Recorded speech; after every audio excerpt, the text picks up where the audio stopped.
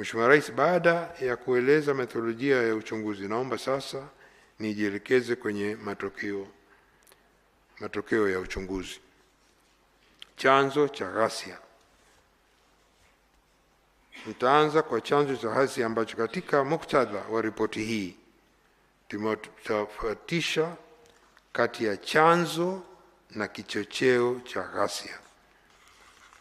Chanzo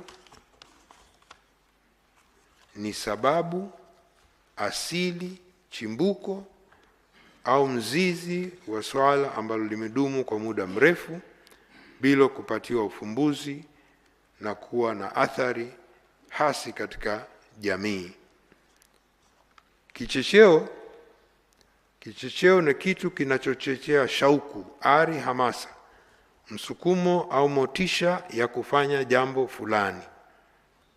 Kwa maneno mengine, chanzo ni kama mafuta na kichocheo ni kama kibiriti. Vyanzo.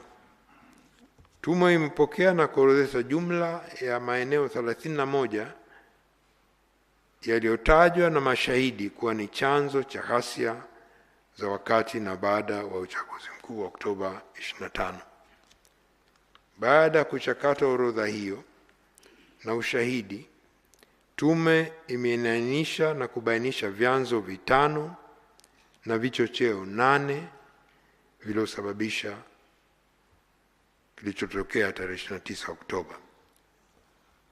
Kwa mujibu wa uchunguzi wa tume, ghasia za wakati na baada ya uchaguzi mkuu zinatokana na changamoto mbalimbali ambazo zimekuwepo katika jamii kwa muda mrefu bila kutatuliwa.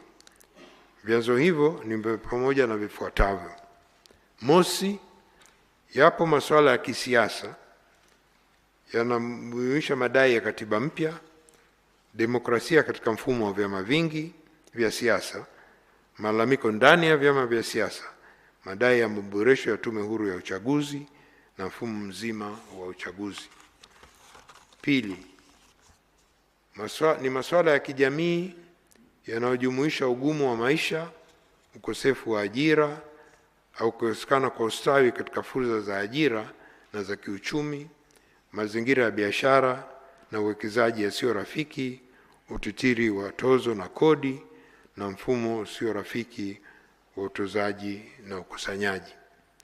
Tatu, ni masuala ya kijamii yanayojumuisha mmomonyoko wa maadili na kushuka kwa uzalendo, kutopatiwa ufumbuzi na majibu stahiki kwa kero katika jamii kama vile rushwa, ubadhirifu wa mali za umma na madai ya utekaji na kupotea kwa watu.